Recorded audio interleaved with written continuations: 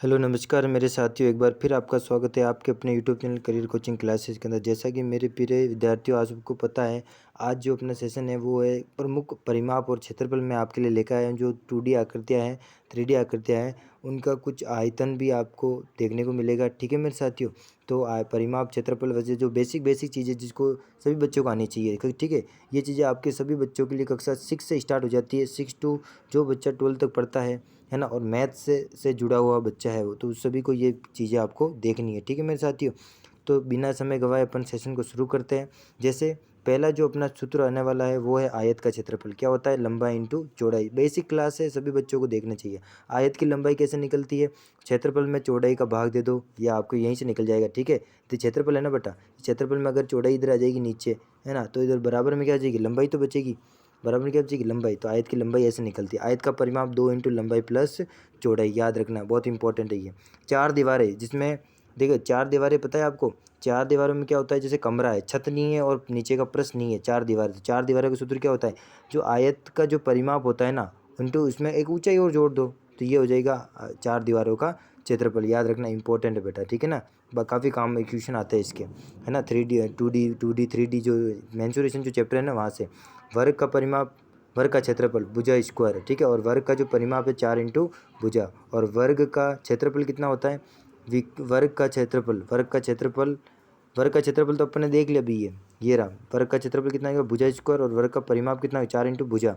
ये किसका है? 1/2 इंटू विकर्ण का, वर्ग का विकर्ण का स्क्वायर। देखो, वर्ग का क्षेत्रफल निकालने का एक सूत्र और है ये, और देखो जिसमें विकर्ण दे रखा होता है ना, विकर्ण, उसमें ये करते हैं अपन कि 1/2 विकर्ण का स्क्वायर करते हैं, यानी हाफ ए स्क्वायर करते हैं अपन। ठीक है, जिसमें विकर्ण दे रखा होता है। ओके, और वर्ग की भुजा, वर्ग की भुजा आपको पता है कैसे निकलती है? अंडर रूट क्षेत्रफल। यानी कि देखो, आपको पता है भुजा यहाँ से निकालनी है, तो इधर से स्क्वायर हटेगा तो ये पूरा किस में चला जाएगा? अंडर रूट में चला जाएगा। इसका मतलब आपको भुजा निकालनी है तो क्षेत्रफल का क्या निकालो? रूट निकाल दो। ठीक है ना। अब है त्रिभुज का क्षेत्रफल। त्रिभुज का क्षेत्रफल होता है 1/2 आधार इंटू ऊंचाई। ठीक है साथियों, ध्यान रखना। त्रिभुज का क्षेत्रफल, ये देखो, ये कौन सा त्रिभुज है? इसको बोलते हैं हीरोज फॉर्मूला। हीरोन का सूत्र भी इसी को बोलते हैं। ठीक है मेरे साथियों, और ये काम आता है, ये काम आता है विषम बहु त्रिभुज के लिए। किसके लिए?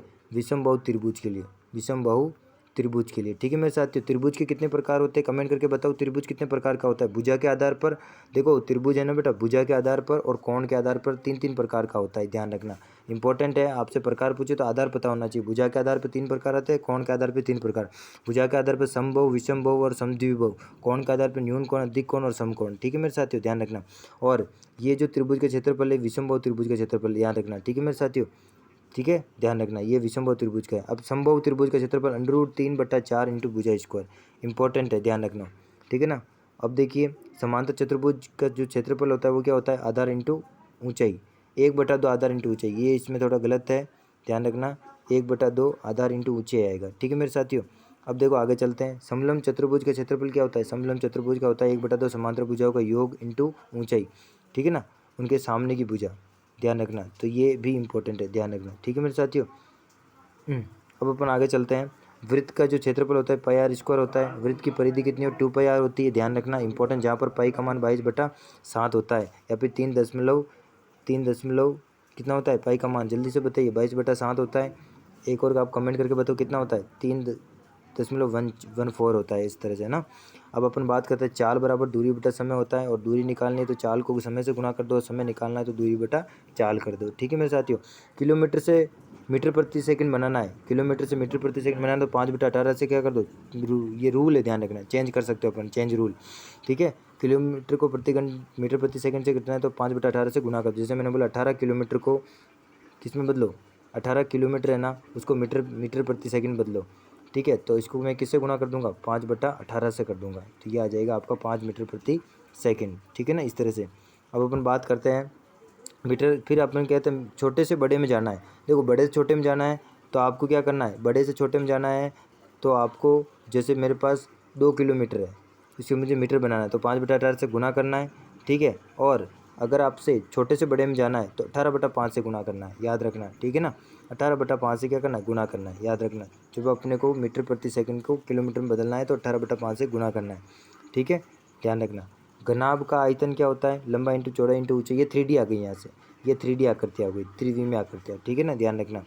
घन का आयतन होता है भुजा क्यूब और घनाभ का आयतन लंबाई इंटू चौड़ाई इंटू ऊंचाई। अब आप कमेंट करके बताओ घन का क्षेत्रफल क्या होता है, घन का परिमाप आयतन तो देख लिया और क्षेत्रफल क्या होता है। फिर आप मुझे बताना घनाभ का क्षेत्रफल क्या होता है।